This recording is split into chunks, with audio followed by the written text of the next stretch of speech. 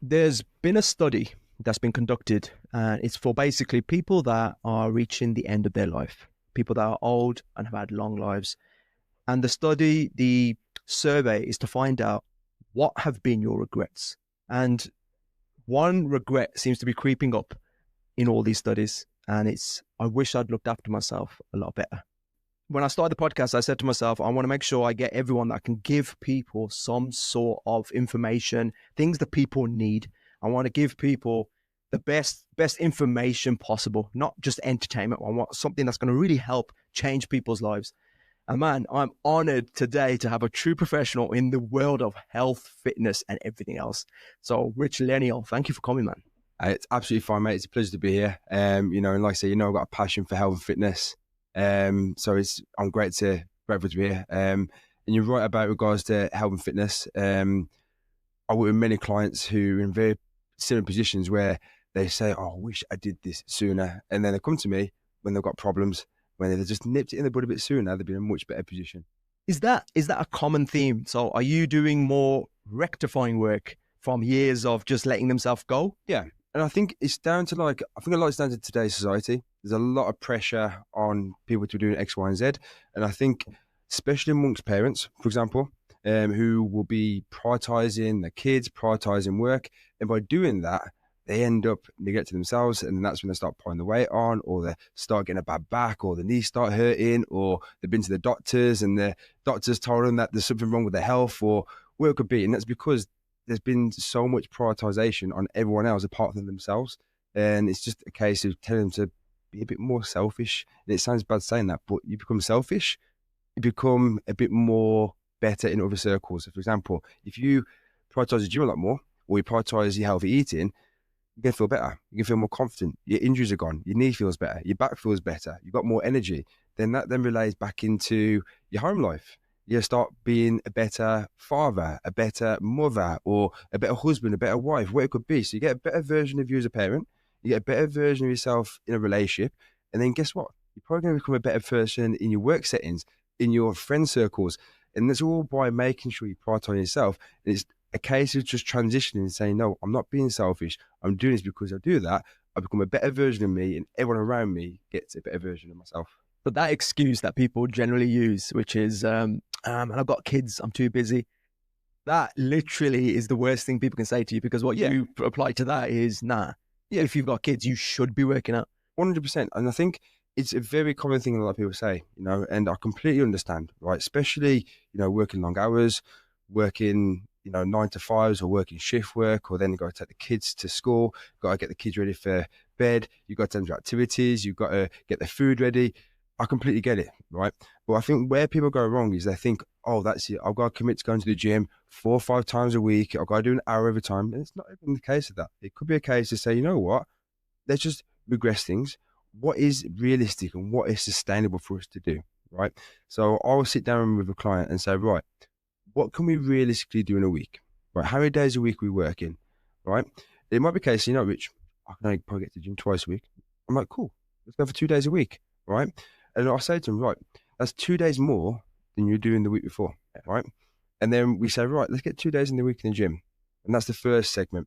Then we look at everything else, because it's very important that you look at everything else with regards to nutrition.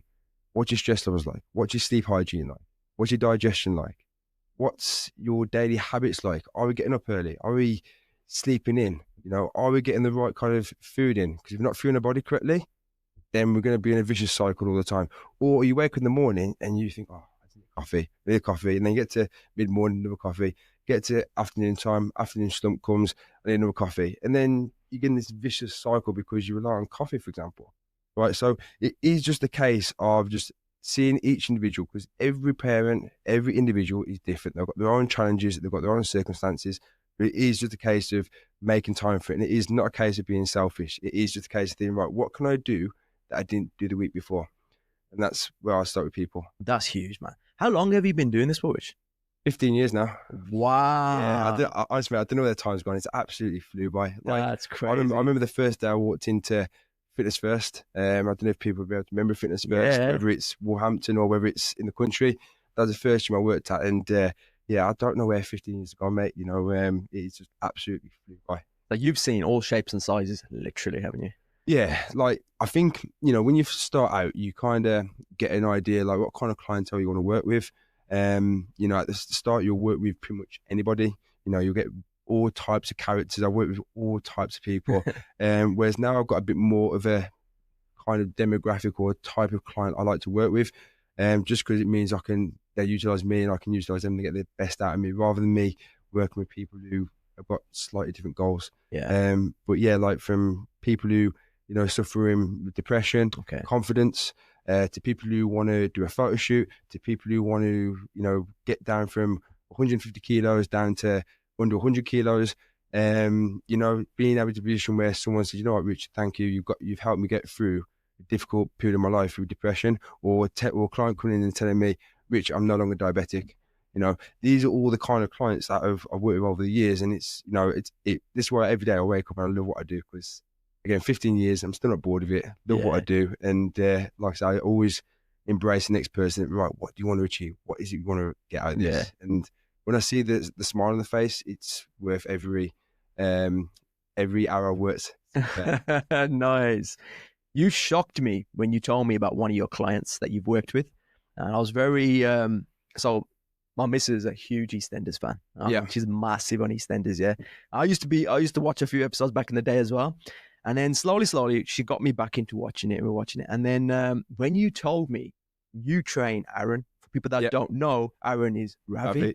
Man, and like whenever he comes on the screen, okay, whenever I see someone that's in great shape, okay, it doesn't matter in terms of how big they are or what shape. When I can see a shape, I know that's discipline, dedication, the fact that you're at the highest level of acting, you're on a series, you got shooting, you've got all these things, learning your lines, you got so many commitments. And then you also go away and stay in great shape. I have great admiration for that. So big up to Aaron, man. That's absolutely amazing.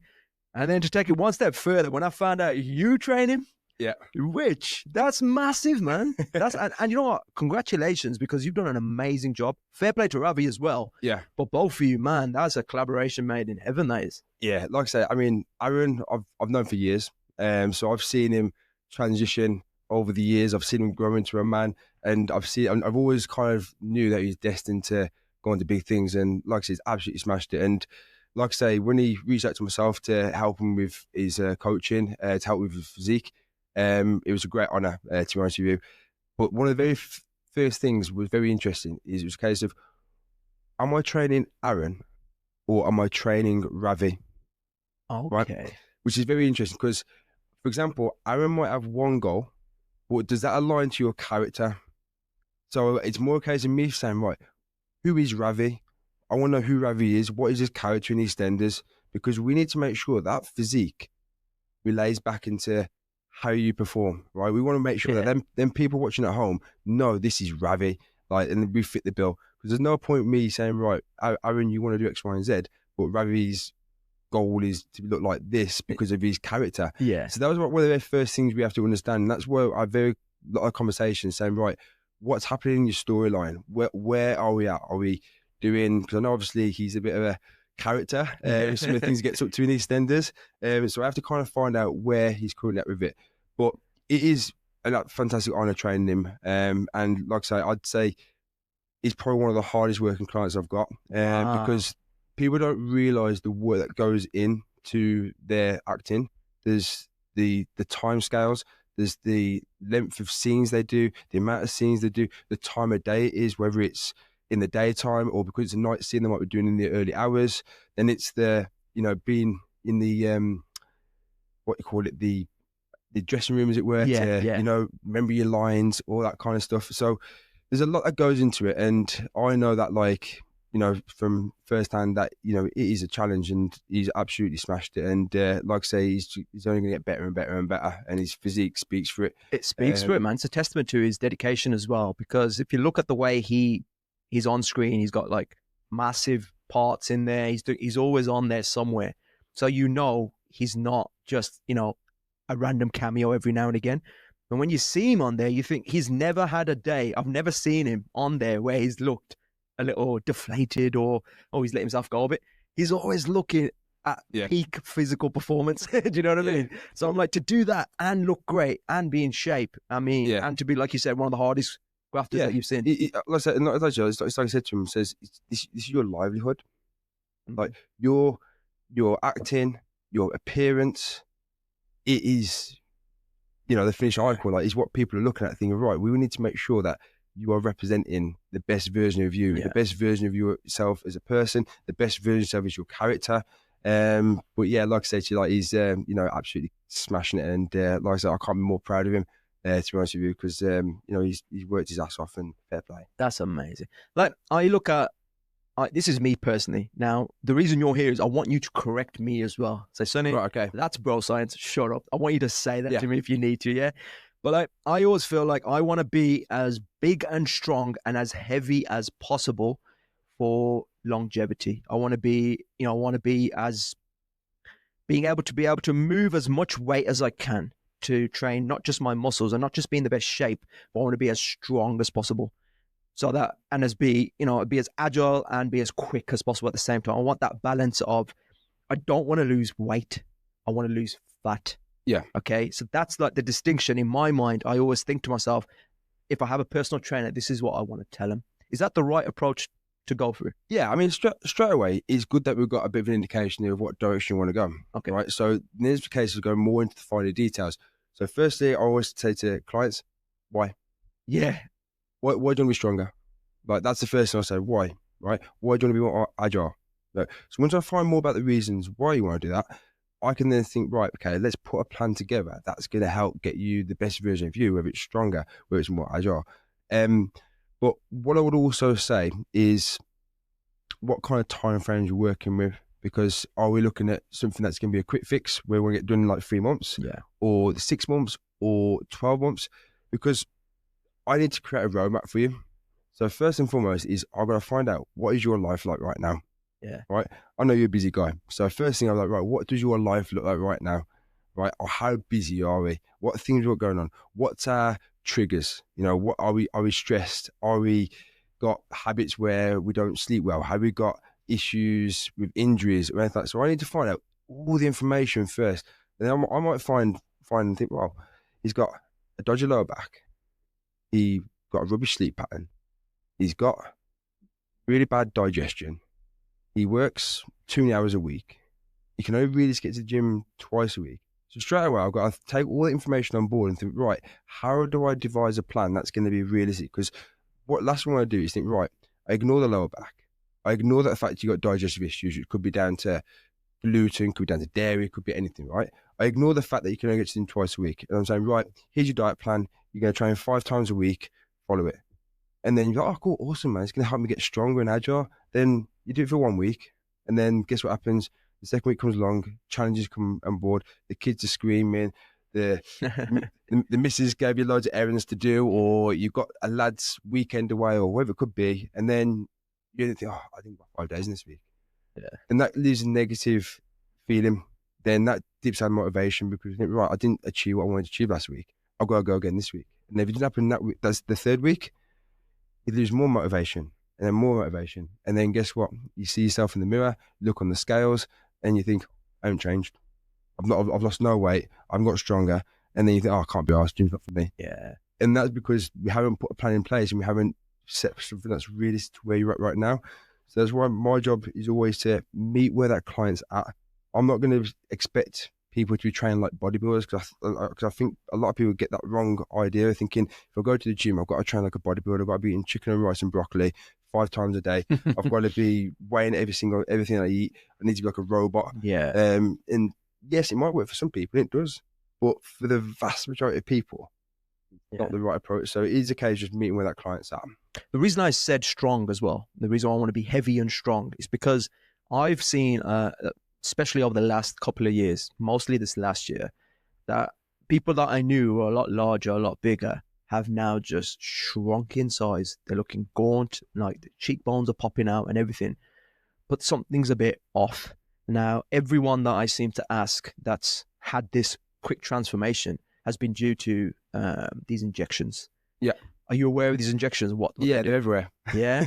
What is going on with those? Like, am I right in my own little bro sciencey self-assessment where I look at them and I think you've lost weight and size, but it seems like the sacrifice has been strength, power, and durability. Yeah, I mean, like I say, weight loss injections, like I say, they are like kind of the buzzword more so this year than in every year, right?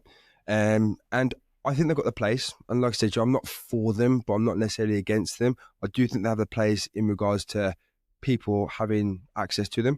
But I think, firstly, what person are we? If we're somebody who is very overweight and has a BMI that's well over 30, then I think, yeah, weight loss injections will help you. Because, again, accessibility to get into the gym might be a bit off, or might have challenges regards to mobility, or where it could be. So I do think it has its place for the right kind of person.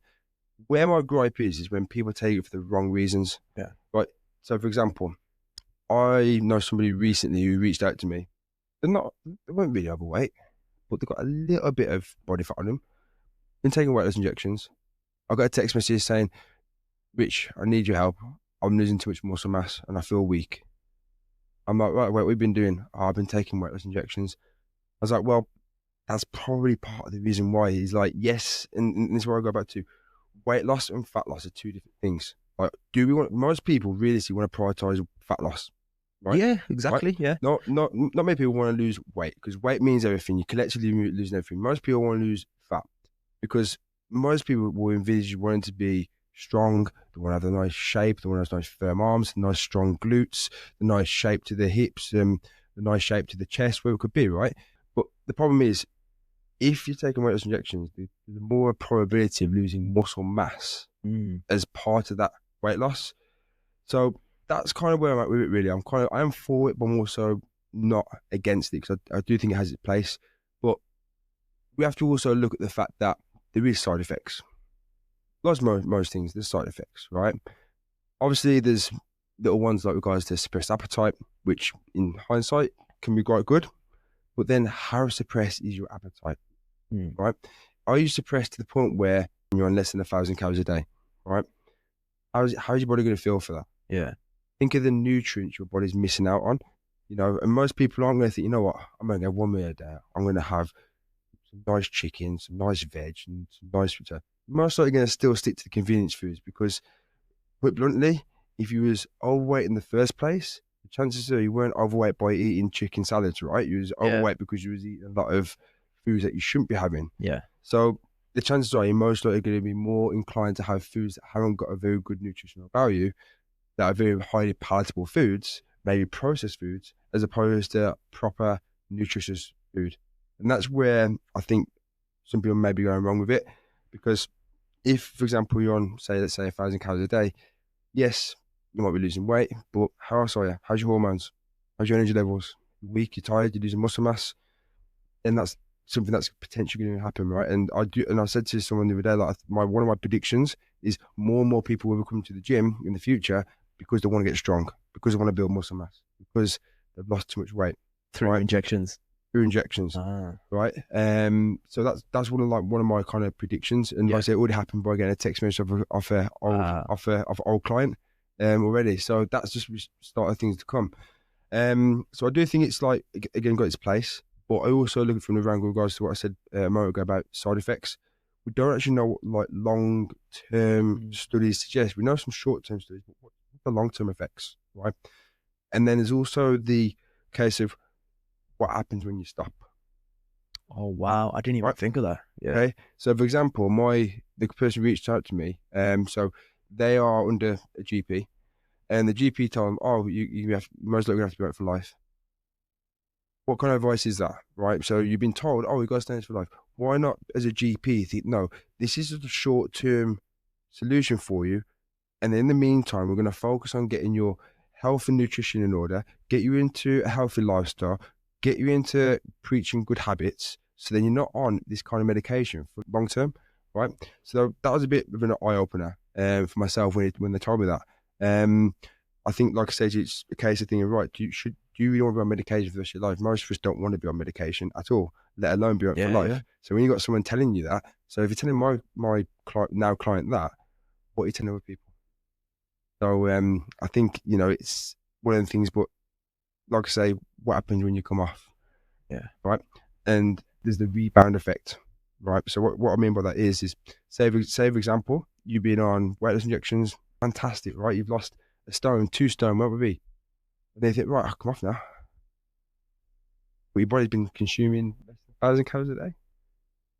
Then all of a sudden, your body's very clever. It adapts. So if, for example, you're on 1,000 calories a day, at some point your body will adapt and function on 1,000 calories a day, right? So you come off your weight loss injections, and for Costa, you can have a latte and a cake. There's what's that, 800,000 calories just there, just in the snack. That's not including your breakfast, that's not including drinks, that's not including your lunch, your dinner. And all of a sudden, you get home, have your dinner, then straight away you've gone from having like 1,000 calories because you've had coffee and cake, you've had your lunch, you've had your dinner, you've consumed 2,000 calories.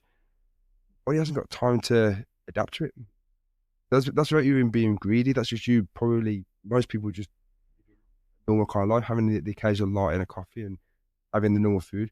So the reverse dieting has to come to place where we stop any kind of rebound, because the rebound will just hit you like a ton of bricks. Before you know it, you'll put all the weight back on, like a continual yo-yo, week after week, month after month. So I definitely think there needs to be more information and data about, right, what do I do when I come off? Not enough education give people to get them off medication like that.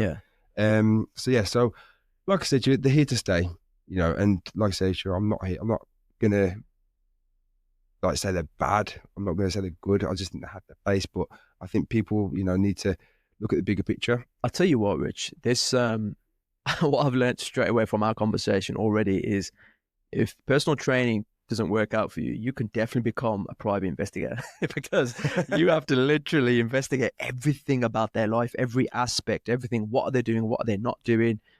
Everything, man. And yeah, go on. Well, I'd like to think that's like what a personal trainer should do.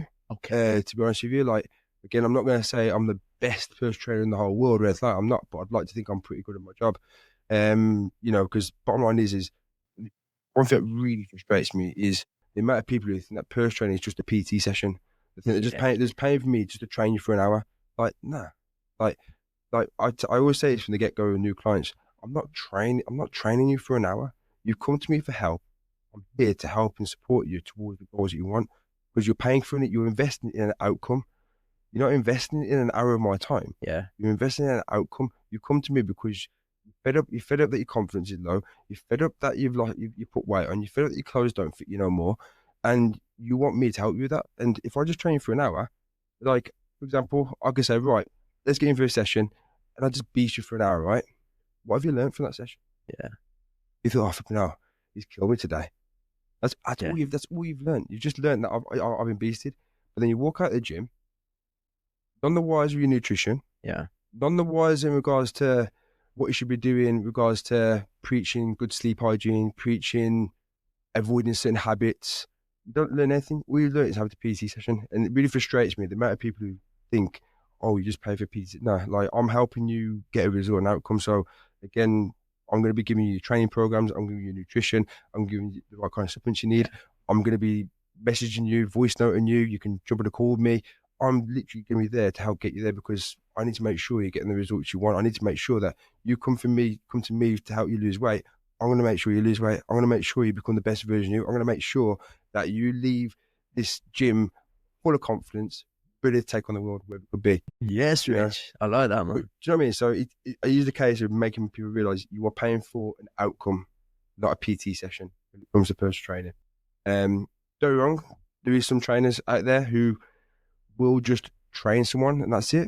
If that's their bag, fair enough. But to me, that's just lazy personal training. That's just you're just a person who's going to count reps. So yeah, Rich, like, obviously, for people that don't know, in the local parts in Wolverhampton, you're a bit of a legend, man. You seem to have trained everyone.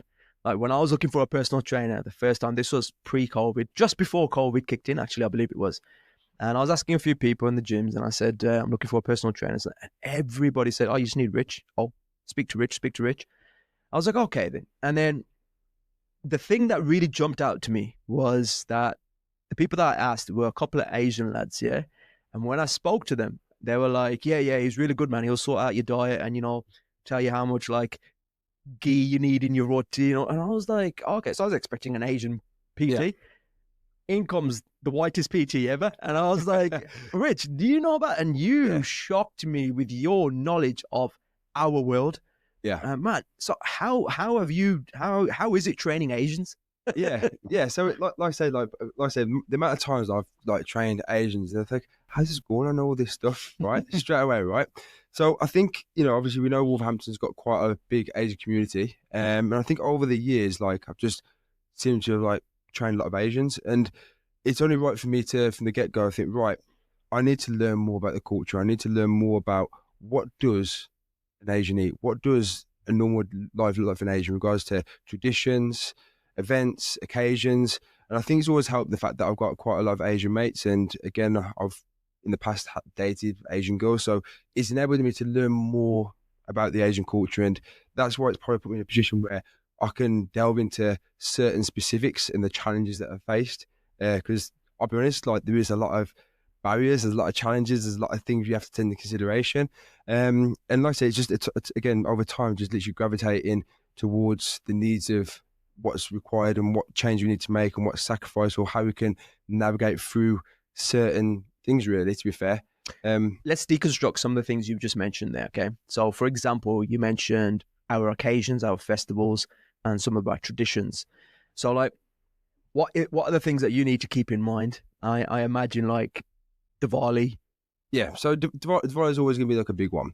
So, again, we've got the celebrations. There's going to be a lot of food. There's a lot of celebrations. We know there's going to be samosas, there's going to be spring rolls, there's going to be a lot of the sweets, jolly bombs, all that kind of stuff.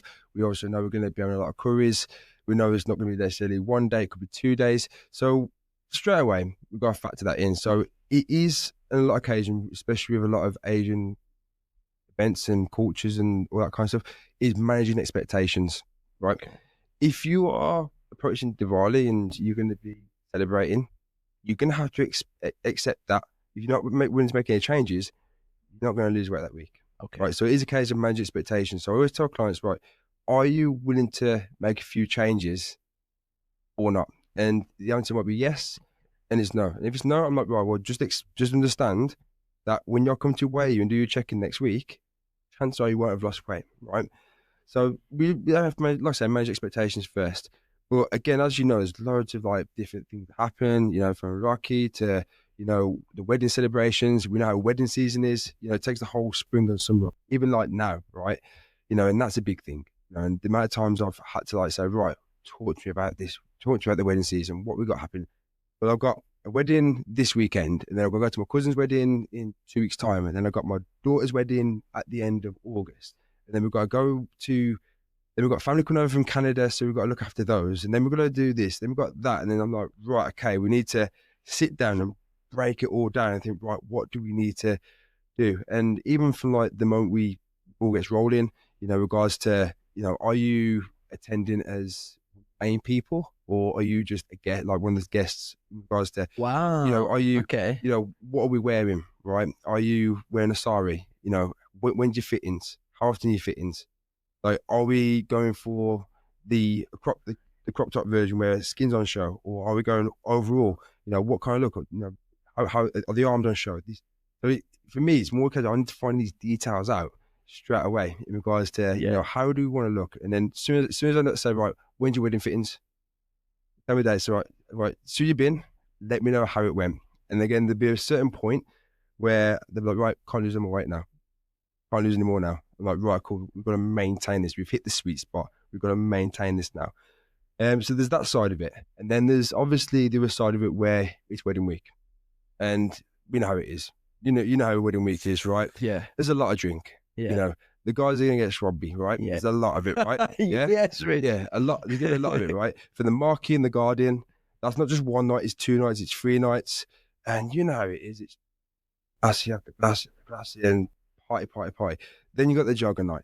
And then you got the wedding, right? But then not just that. On the wedding day, you've got, whether it's the Gurdwara the one day and then the party the one day, you're probably in the Gurdwara. Then you got the food. Yeah. So again, you got the roti, you got the dal, you got the sabji, you got the paneer, where it might be. So straight away, you've got a lot of food there. Then you got all the drink. Then you got the wedding itself. So it is one big crazy week. So are you half Asian? You know what? I know this is embarrassing because I know people my age who can't pronounce subji. Do you know what I mean? And you and don't even know what subji is. You know what I mean? Yo, fair play to you. That's made my day. That. Yeah, but like I said, that's how it is. Like, you know, because it's important for me to know this stuff because, again, like I said to you, like these clients are investing in me to help them get a result. So I need to know it pretty much inside out. Yeah. You know, I mean, funny enough, it was this morning actually. I had a client goes, I had some pini this morning. I went, how much? I said, because I know they get high in calories because I know them pinis can really bunk up in calories, right? Everything's in that, and that's what I mean, right? Yeah. So there's so many little things that I have to know about, even to the point when I don't know the actual. I can't remember I'll be honest, I can't remember the actual name of the tradition. But even like when in some traditions where the woman will fast for the husband. Okay, that's a Hindu tradition called Karwa Chauth. Yeah. So even things like that, right? Yeah, so I have to know a little bit about that and think, right, okay, what day are you doing your fasting? Wow. And then I'm like, right, okay, well, what time can be your last meal? Yeah. And then when can you next eat? And I think it's something to do with like the moon, sunlight and moonlight. Yeah, that's right, something like that. Yeah. So it's even me just knowing things like that to think, right, how can I help them navigate through that? Yeah. You know, so and that's what I mean. And I find it fascinating. I find it cool, man, because I'll be honest, sometimes being a white person can be a bit boring. You know, so the fact that I can like hear like, you know, all these things, I find it really, really interesting. And I love it.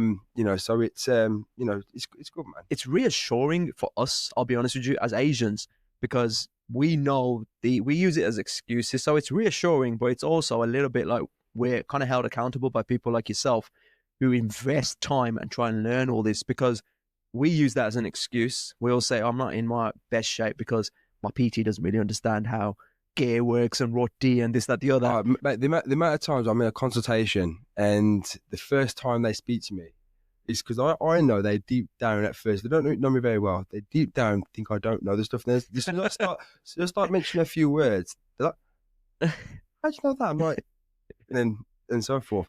But yeah, I think, you know, one thing I want to touch upon is the vegetarians. I know obviously there's the one side of it where some will have vegetarian days, and then obviously got some who are just generally are vegetarian. And one of the challenges is protein intake. I wanted to talk about that as well. That's huge, that is. Yeah. So protein intake for vegetarians is always going to be a challenge, right? So a lot of the time that I've had dal, I'm like, that's fine, but how much dal have we got to have to get 30, 40 grams of protein? It'd be a ridiculous amount of dal. Yeah. Like you wouldn't be coming through to lose weight, you'd be coming through to gain weight. If we tried to hit that every single time. So we have to like look at the diet and think, right, what can we incorporate in? So straight away, it's a case of thinking, right, dairy is going to be one of the things we go to, whether it's having Greek yogurt, again, protein shakes.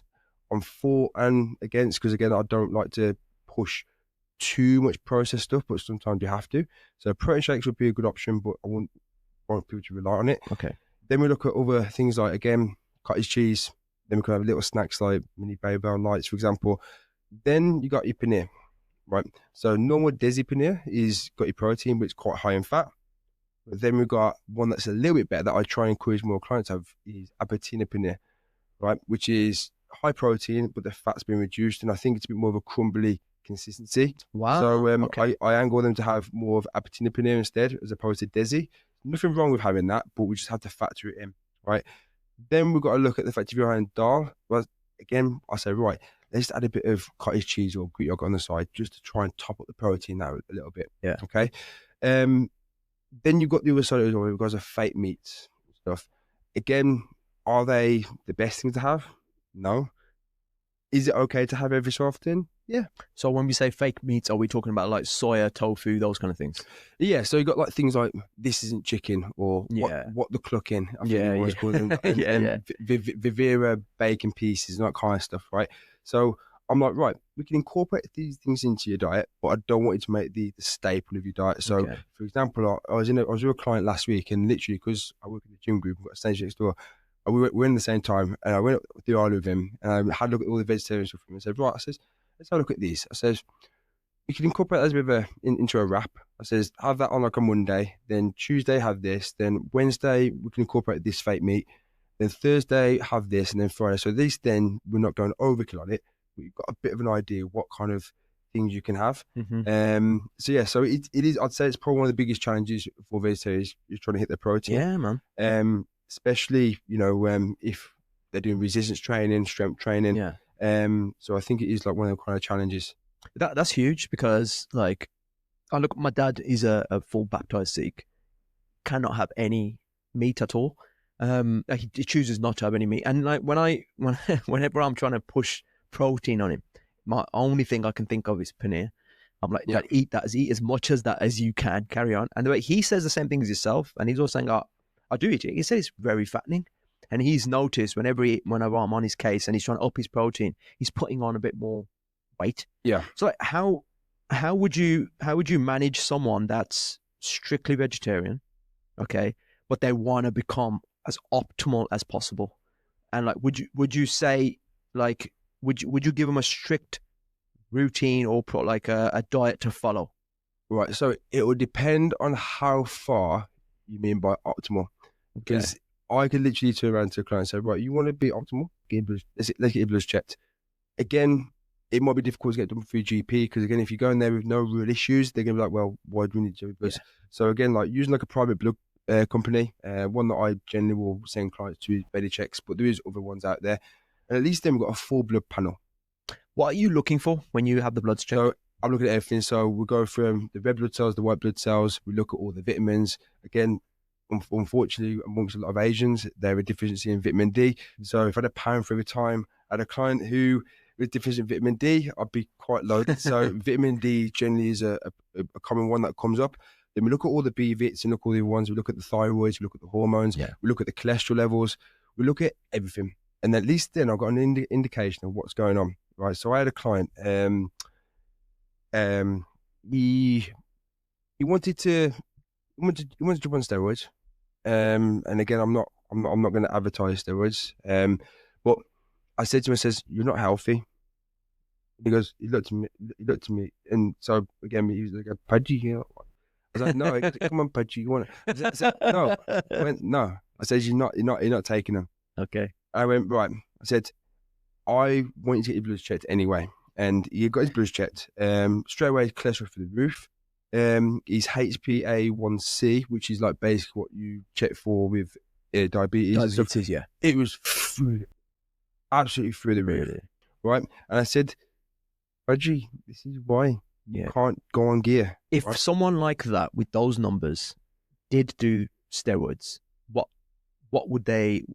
So obviously they would see typically, this is me again speaking without experience, I'm imagining you take steroids and you're going to get big and muscular, etc. How would that affect his health, having those markers? Well, straight away, you're more at risk of heart issues. So that's one of their most common ones. All right. So we already know straight away, him being an Asian, we already know that stats show that the Asian population in the UK have a higher rate of diabetes and coronary heart disease. So straight away is more at risk of that. Obviously, you got other things as well because of his age, the likelihood of infertility, coming off and not getting his natural testosterone levels back. So you are prone to more potential side effects in the long run. So again, with steroids, like I say, I think they've got the place for the right people, but for the vast majority of people, don't need them. Like, again, first thing I say to somebody who considers it, have you took your body to your full capacity? Have you pushed yourself as hard as you can with your training? Have you pushed yourself as hard on your nutrition? Are you taking all the right supplements? Are you preaching the habits? Are you getting your sleep in order? If you're not doing any of those, there's no point taking it. That makes so much sense. Yeah. Because you might be okay, you might feel okay, but let's see how you are in the next 5, 10, 15, 20 years time. All right? Sorry to interrupt you, if someone is relatively healthy, let's say, and they just, they want to go that extra step, and if they've done what you've said and they've tried to reach their self optimally, naturally, and they've like come to a plateau where they just can't go any bigger, stronger, faster, is there a safe way to do steroids? There's no safe way. Okay. Yeah, the bottom line is there's no safe way. There's safer protocols you can do, but there's no actual, it's just not safe. Yeah. But there's more safer protocols in regards to the kind of chemicals you're taking, the type of dosages you're doing, having the right kind of supplementation to give things like your organs a little bit of a chance. But one thing I'll always say, and just on this as well, is I will not train anyone on steroids. I would divert them onto someone else. Yeah. Just because I have done in the past, and I don't want that responsibility on my head if anything was to happen to them. Yeah. All I will do is give them the same advice I give everybody: get your blood work checked first, and then find yourself a coach or find yourself someone who has a lot of knowledge around this stuff to guide you. Yeah. All right. The reason why I stopped that is because I had somebody who didn't take my advice and said, "Oh, but the guy in the gym told me to do this," and did it. So I was like, you know what?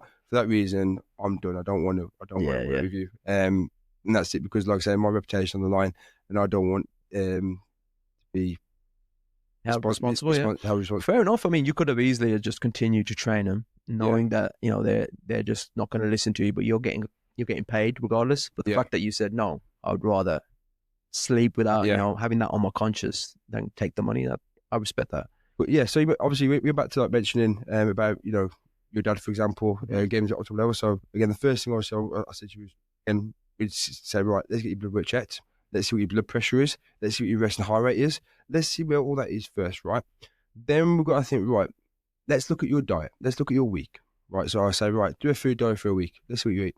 Yeah. And then look at the food diary and look at, right, okay, not too bad. Yeah, could probably do a bit better on a Friday night. Yeah, could probably do better on a Sunday morning. And we make a few changes from that point. Then we look at what we're doing activity-wise. Are we sedentary? Do we go for walks? Have we got a dog that might take for a walk? Or have we got time to go to the gym? Or are we just literally just sat at a desk all day, work, or sit and watch TV all day, where it could be, and then you're at home, evening time, same again, don't do anything, and you're in that continual loop all the time. So we've got to look at like what we need to put in place first. It might be a case saying, right, are we going to go to a gym? Yes or no? If the answer is no, okay, cool. We focus on the diet side of it, and we focus on maybe a few steps in. If we're going to the gym, fantastic. And if we get in the gym, then we say, right, what can we do? Do you have any injury? Do you have any medical conditions? Do you have anything? What can we work with? Right? Because we're not a spring chicken anymore. We're not 21 again. We're, hitting our later years. So the style of training is going to be a bit different to what a 21-year-old might do. So it's a case of making sure that the workout's a program for that individual. Yeah. Very similar to my old man. Like he asked me the other day, actually, to be fair, like, Rich, I'm going to start going to the gym. What should I do? Because my old man's got a few heart issues, I said, first and foremost, Dad, says, I need you to go to the doctors first to actually get the all clear before you actually step foot in the gym. Yeah. So it says, go and see your doctor first. See that you got the thumbs up to go into a gym first before you even step foot in the gym. Wow. Okay. That's responsible. Yeah, because like I said to you, like, you gotta think about the future. You gotta think about not the short term but the long term. Yeah. All right. There's short term might be fantastic, but what's the long term? Okay. Right. So it is, like I say, going back to, again, thinking, right, getting the diet sorted, and again looking at everything else, because the sleep, the routine. Because again, I mentioned sleep a lot, but it's so important. If you don't sleep well, you're not going to perform well. Really? So sleep is everything for recovery, isn't it? Yeah, I imagine. Now, can you tell the difference when someone that you're training is not sleeping right? Yes. Yeah. Okay. Yeah. Not always, but sometimes. Like, for example, I had a client come to a session at 8 p.m. at night with a Red Bull. I was like, why you got a Red Bull at 8 p.m? Like, that's the last thing you should be having. Yeah. Because the problem is with things like stimulants, it's a vicious circle. So again, I'll give you a scenario, right? So person, family, you got kids, young kids. Kids keep jumping on the bed at night. Oh, I can't sleep. So you sleep rubbish straight away. You wake up in the morning, your alarm goes off, and then you think, get a coffee just to see you through the morning. Then you drop the kids off at school. Then you gotta do your work or your admin or your chores. Get tired, get some lunchtime, need another coffee. Get your food to about mid-afternoon, afternoon slump, get another coffee. And then because the caffeine's still in your system, because I think it stays in your system for 6 to 8 hours, I think, roughly, if I remember rightly. You get to bedtime, the caffeine's still in your system. So then, guess what happens again? You can't sleep well. The kids are waking up at night. The vicious circle, you wake up again, sleep up again, wake up again. So you got to break the cycle. So caffeine's Caffeine's okay, but a lot of people go overkill on it Okay. straight away. But again, that's just the one segment in regards to stimulants and stuff. And again, the amount of conversation I have with clients in regards to hormones is an Really? absolute nightmare. They are an absolute nightmare. Okay. Right? How? Well, what's wrong? As in blue screen?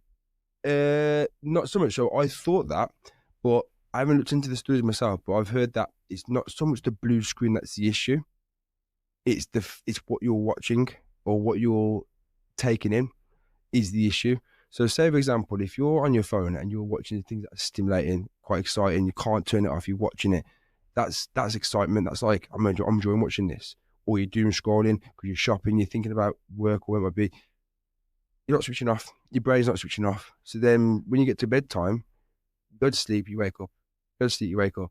Go to sleep, you wake up because you haven't switched off. Yeah. Because you've been watching things, you've been on your phone, watching stuff that is doing the complete opposite to winding down. It's actually getting you excited and On top, yeah. so you might close your eyes and sleep, but your brain's not switched off yet. So I find you an issue. And the amount of times I have to tell clients, put your phone away, don't need it. Like, do what you need to do. Then hour and a half, 2 hours before bed, put it away.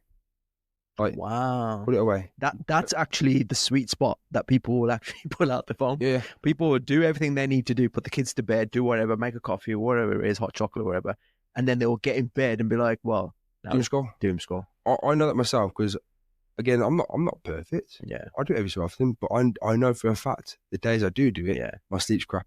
Yeah. But my sleep's broken. For example, like swiping things off Amazon to buy, or looking at Instagram or something late at night. Why am I doing it? Should we do it at daytime or my break or something? Yeah. Like, there should be like a wind down period. Like, you need to be winding down, get your body in the best possible position to get the best sleep. Because you get the best sleep, and I mentioned earlier on, if you sleep well, you wake up less tired. You wake up less tired, you got more energy for the day. You got more energy for the day, you got more energy for your family, you got more energy for work, you got more energy for you. Yeah. Which then means everyone else around you gets a better version of you. You know, it's just all these little things that will all interlink in one way or another. You won't think that you going to bed early and getting good night's sleep is going to benefit your kids. Yeah. Well, because the kids get a better version of you, and vice versa with relationships and vice versa with your work settings and stuff. It's what happens. You're more productive at work. All those kind of things, all interlinks one way or another. Rich, what would you say about consistency? How important is consistent? Like, again, before you answer, I'm talking about consistency as in there's so many diets. There's so many things that people can implement. There's so many things people can do. I mean, someone could set out, like me, I'm all in or not in. So when I start, I'm going to do everything. So I'm going to go to the gym 5 times a week. I'm going to do this. I'm going to eat all my vitamins, whatever. And what I end up doing is burning out before I've even reached any results. So that's what I used to do. Yeah. What would you say to someone? Like how important is it to prioritize consistency? And what is consistent? What is a manageable thing that you can do all the time? Yeah. So just what you said. So I use yourself, for example, is you set yourself something that is unsustainable and unrealistic. Yes. That's why you crash and burn. And that's why, again, it's meeting where that client's at. So that's why I'll go back to what is realistic. How many days can you really go to the gym every week? If it says, for example, 3 days, that's all we do. 3 days a week. Okay. And then you do it for 1 week, do it for 2 weeks, do it for 3 weeks, do it for 4 weeks. And then guess what? In that 4 weeks, you probably see more progress. And then guess what? Your motivation goes from here to here because you've done 3 days, you've seen results. The likelihood to adhere to the training and nutrition goes up another notch because you're seeing results. Okay. Right? So it is a case of just managing expectations and thinking, right, where am I realistically at? What is sustainable for me to do? And what's not, what is unsustainable, right? I'll give an example. I'll use myself, right? I'm busy with work, right? I haven't got time to train 5 days a week. I used to. I haven't anymore. I train 3, maybe 4 days a week. And that's it, right? I don't try and get a 5th day in because if I get that 5th day in, that creates a negative response on me, and I get frustrated and get annoyed with myself. So I'd think, nope, about 3 or 4 days a week, I'm happy with that. Okay, that's it, right? So that's what I probably say. So it's that whole kind of cliche, like consistency is the key, you know, that kind of stuff. But it sounds really boring and cliche. It is. It's just being consistent, but being consistent what you can realistically do week in, week out. And if, for example, you say go gym 3 days a week, but realistically you think, you know what, I can get that 4th day in. Cool. Then you go to 4 days a week. Yeah. So then you start to layer it in week after week. It's a bit like cardio, and it's a bit like calories. Like if you slowly start to increase your cardio over a period of time, more likely going to do it. But if you're trying to say, right, I'm going to do 5 days a week, I'm going to do hour cardio every time, probably not going to be able to do it. But if you are coming towards the end of your dieting process and you've nearly got that last little bit of body fat to go, you probably would say, you know what, I'm nearly there now. I'm going to get the hour in now. And the same with calories. Like if you went from, say, I don't know, 2,500 calories a day and you went straight down to 1,500 calories, yeah, you might lose some weight to start off with, but because it's such a big drop straight away, is it going to be really sustainable? How, to that point, how important is it to count your calories? It depends to what level that person's at. Okay, so if, for example, you are looking to get super lean, like, again, photo shoot lean, like some of my clients I've helped, then yeah, we need to know numbers. But we need to know the calories, we need to know the grams of protein, the carbs, the fats, because it's meticulous. And if we want to get below 10% body fat, we need to know our numbers. Not just with the calories, but we need to know our numbers with the cardio, the training, what numbers we're doing. So I'd say the level of detail has to go up a notch the further you are along. But if I've got someone who's never been to a gym in their life, yeah, then we don't really need to worry about numbers. Because first and foremost, let's just say, for example, I've got a new client on board, for example, and they say, right, Rich, I'm getting married next year, and let's say they weigh, I don't know, they're 110 kilos, right, and they, are quite overweight. I say, right, talk me through that. They're like, right, well, Monday I eat my breakfast, my lunch, my dinner. Tuesday I have this. Wednesday I have that. Thursday I have this. Friday I meet the lads for drinks. Then Saturday I have takeaway. And then Sunday I go to my mom's for breakfast, and she gets the alla pelota out and gets have a big glass of lassi, all that kind of stuff. Yeah. So straight away I'm like, right, we need to fix this. Yeah. Right. So I say, right, what's the easiest thing for me to change first? Okay. And they're like, right, I'll quit drink out. I'm like, cool. I said, that's all we're doing. So that's what we're going to do. We're just going to take drink out. Everything else stays the same. What? And that will make that much of a difference, yeah? Because let's say, for example, I don't know, I'm trying to, let's just say, for example, you consume, I don't know, 2,000 calories worth of alcohol a week. Yeah. Right? If I just take 2,000 calories out to start off with, probably going to lose a bit of weight just me doing that alone. Okay. Right? And then once that stalls, in that time frame, so let's say, for example, we've cut alcohol out, I say, right, now in this window now, let's focus to be a bit more on it with the nutrition side now. Let's get a bit more protein in your diet now. So it's just little changes like that, right? And then it gets to the next stage. And then by that point, they've got a bit more know-how because their body's changing, they're losing weight, the confidence is growing, the motivation's going up. So I'm like, right, now let's get a bit more into our numbers now, right? I want you to be having this for breakfast, this for lunch, that for dinner, snacks. Okay. And then we might get to the next stage and say, right, now we're going to, at this point, they're be more getting really into it now. They're getting into it. I was like, right, let's start using MyFitnessPal, or let's just start tracking our nutrition a bit now. Okay. And then we take it from there. So sometimes it is the case of getting someone just from taking alcohol out of the diet and slowly over a period of time transitioning into that way of eating. Yeah. Because I'll put it another way. They've come to me for training and straight away, right, cool. We're going to put you on 2,000 calories a day. I want you to have 120 grams of protein. I want you to have 150 grams of carbohydrates. I want you to have 6 grams of fat. I want you to have Greek yogurt, granola, frozen berries for breakfast, but I want you to have 200 grams of Greek yogurt. Then I want you to make sure you have your supplements in the morning. These ones are AM. These ones are going to be PM. Then I want you to have 50 grams of rice and 200 grams of cooked chicken with 75 grams of avocado for your lunch. Then I also want you to make sure you log in your workouts. So make sure you track everything. But I also want to make sure that you're logging it on MyFitnessPal. Imagine me saying that in the first session. Gone. It's too much. Yeah, right? Yeah. Unless you already got a know-how and you've been doing that, that's fine. But if you're completely new to it, that's enough for you to say, it's gone. Is it just me, or from my experience of the people that I've grown up with, people I've seen, so many, I'm not just saying this is Asian, but just so many young men in particular can't cook? Is this a problem you find? Yeah, it's quite shocking actually, to be fair. Yeah. I mean, I've worked with many clients and I'm like, right, let's just actually cook some food. And the problem is a lot, in some Asian households, especially if you live with your family or your in-laws, chances are mum's cooking or dad might be cooking. And let's be honest, we know homemade cooking's great. Yeah. Right. Whenever the client come in and gave me something like a homemade curry, we know there's that extra TLC in that food, right? There's 10 times the butter as well. So that's the first thing we need to look at is, and I'll say, right, are you going to take over in the kitchen and do a bit of cooking yourself? Or are you willing to change? Okay. We need to know if you're willing to change. And if the answer's on the fence, I'm like, right, let's go down to the cooking process.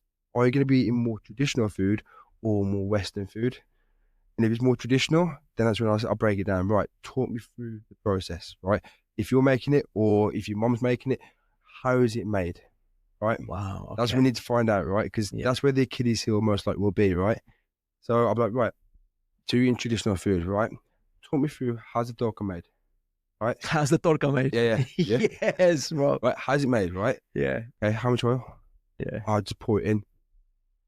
Right, well, that's the issue straight away, right? Yeah. Or for example, how much ghee is in it? Because again, ghee I used to demonize when I very first started the industry, but as I've grown a bit older, learned more about it, ghee is absolutely fine to have as long as you know how much of it you're having. Okay.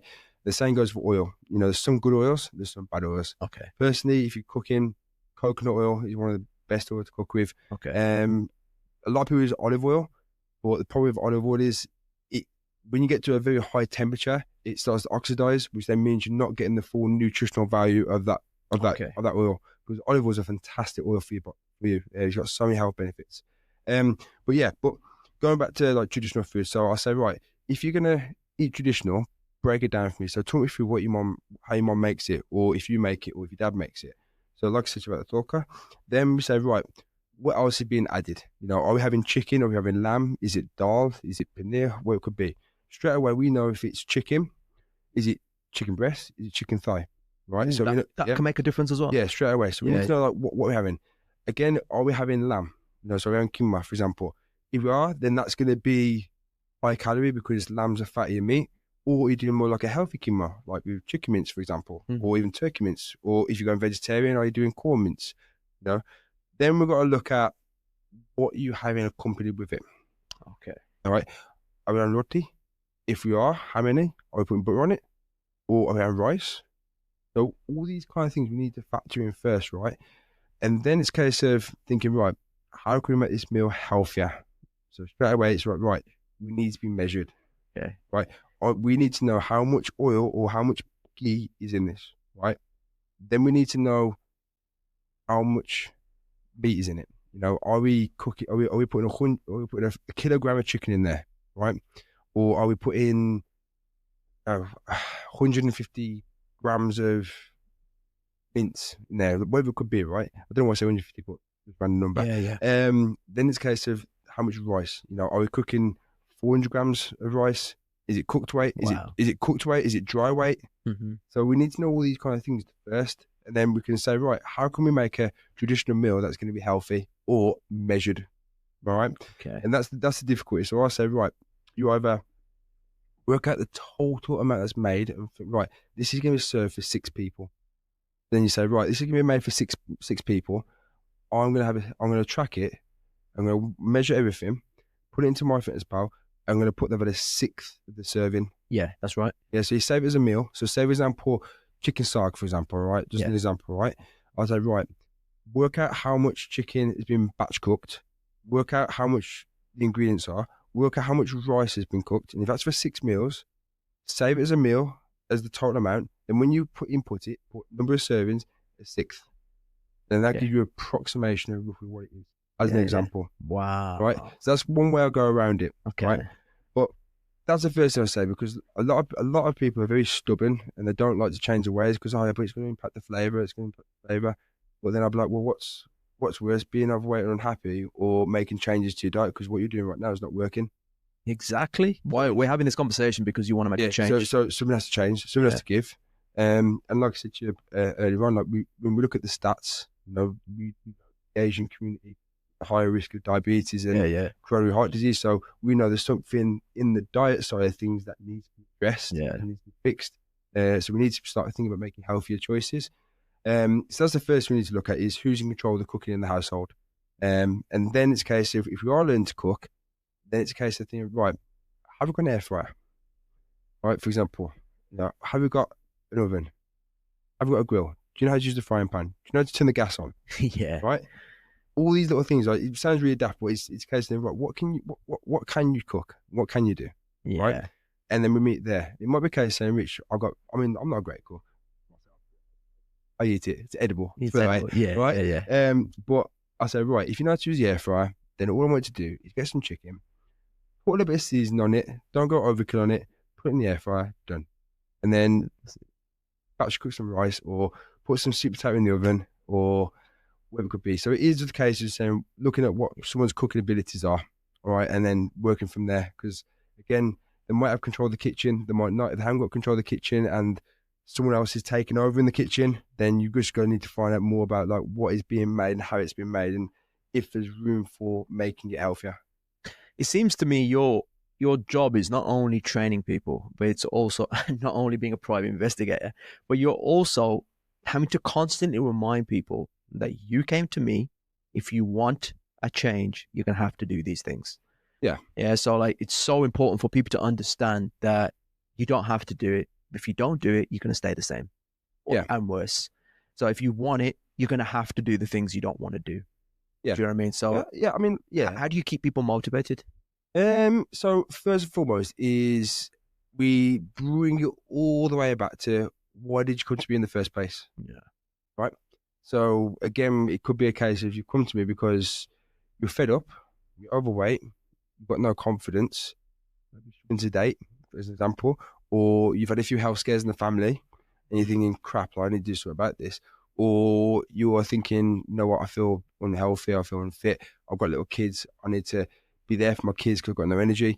So it is a case of thinking about, why did you come to me in the first place? Okay. All right. And then we start to find out what the reasons are. So like I said to you, it could be a case of that I'm unfit, I'm unhealthy, I've got 2 little kids, I struggle to play with them because I'm unfit, I can't keep up with them. And then I say, right, well, how does that make you feel? Yeah. And then they start telling me, I'm embarrassed. I can't play with my kids, I'm embarrassed. Or I can't do this, I can't do that. I'm like, right, well, we need to do something about that, because you're not getting younger, right? Your kids are going to grow up. I says, and then I start to say, right, think about the future. And I want you to manifest the future. Right, think about what role model you want to be to your kids when they grow up.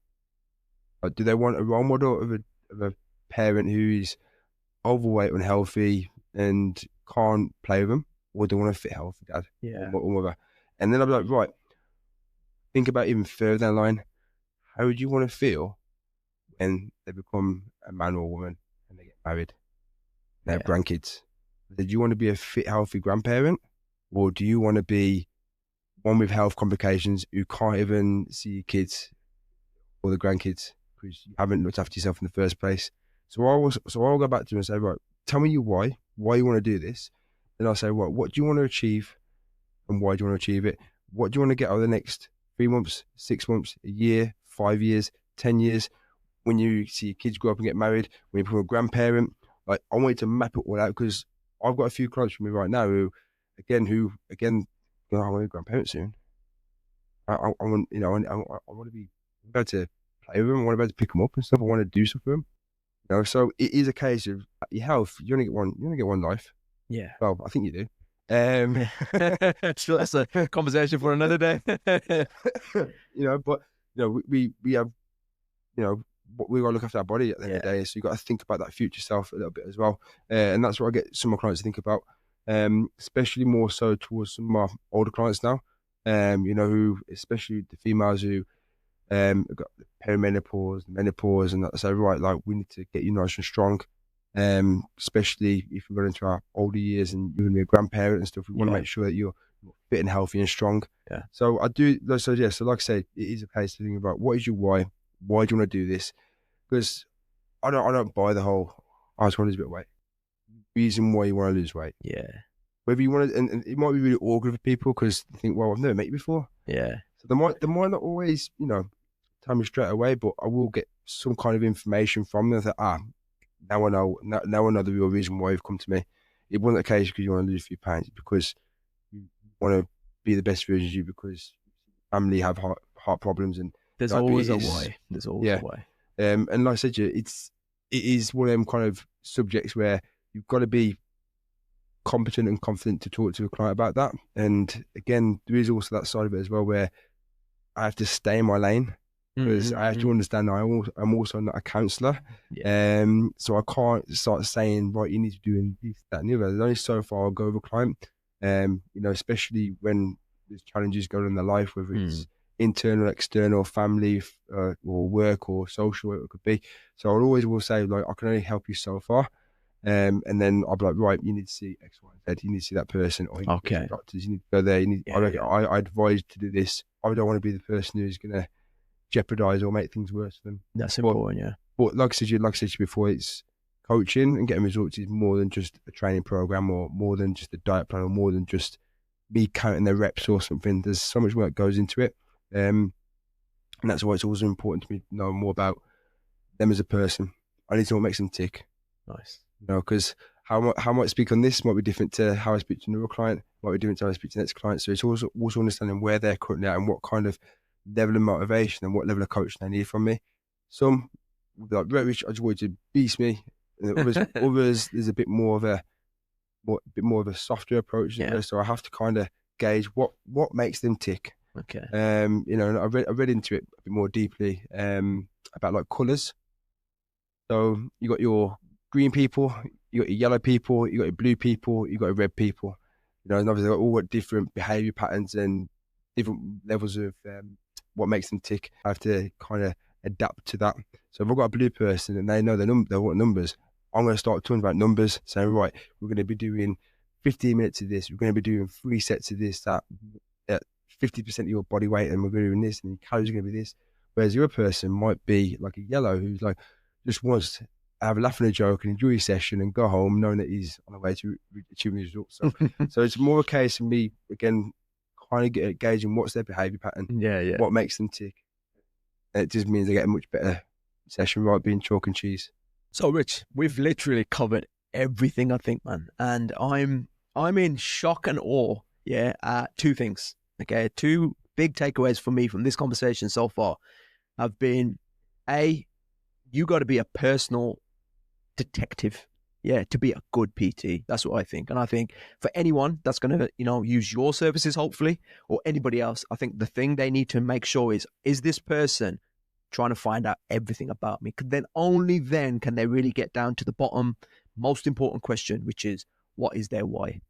Yeah. That's really important. And the second takeaway is, mate, you're half Asian. I don't care what you say. Okay. Because that's amazing, man. Honestly, it's really made my day, because what it shows me is you're bothered. Do you know what I mean? You can easily just take my money. You can easily just be like, yes, Sonny, don't worry, just carry on eating what you're doing. Make sure you're hitting this number and whatever. But you're not. You're going into all the details, and that's amazing, man.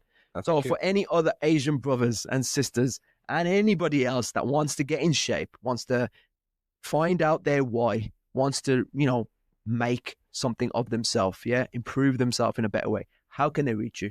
Yeah, well, firstly, thank you for having me on. I appreciate it. So it's great talking. But yeah, in regards to coaching, so obviously I offer a 1-to-1 personal training service in Wolverhampton, and also work with clients online. So I offer online coaching for clients who might be in different parts of the country. So they're the 2 avenues I offer. Just to that, what do you offer online? So online pretty much covers the training, the nutrition. It covers the weekly check-ins. It covers all the resources in regards to diet, meal plans, recipe books, videos that I put together in regards to how to navigate through the festive period, which is going to be around the corner. So all these kind of things as additional resources, and of course, regular contact time myself. Wow, that is gold. That is, to be able to just have you online, a resource of just Rich is on my phone at any point. That's brilliant. That is, I didn't know you provided that as well. That's brilliant. Because not many, like you said, some people probably can't get that gym in straight away. So at least they can reach you online and they can make a start somewhere. Yeah. That's brilliant, man. So what are your handles? Yeah, so my Instagram is my surname. So it's Lenio _PT. But my actual name is Richard. But a lot of people know my surname, which is Lenio. So Lenio _PT. And that's probably my main source of contact in regards to social media. Oh, wait, hang on. No. So yeah, that's how to contact you. You can also have a PT session with you. Yeah, you can have all that. You can have a phone call. You can just watch your stuff online and do that. But we also didn't even touch upon your podcast, man. Yeah. So what's your podcast called? Yeah, so it's called Chat Between Sets. Chat Between Sets, and that's with that's with my mate Damien. And that's basically like again a podcast that we do where we just cover certain topics in the fitness industry, whether it's stress, sleep, training, and obviously have a little bit of banter along the way as well. So that's I love that. Yeah, I've seen a few episodes, and I will vouch for that personally. I've learned so many little nuggets from that because that's two full qualified. Shout out to Damien. Two fully qualified fitness fanatics, and you're doing what you're saying. You're just chatting between sets. That's it. You know what I mean? It's nice, man. I like it. It's in the name, yeah. So that's it's good. Great podcast. That is, man. Keep that up as all. We need that. You know what I mean? So, Rich, Appreciate it. Thank you so much, and you're welcome back anytime. Thank you. Nice one, man. Take care, brother.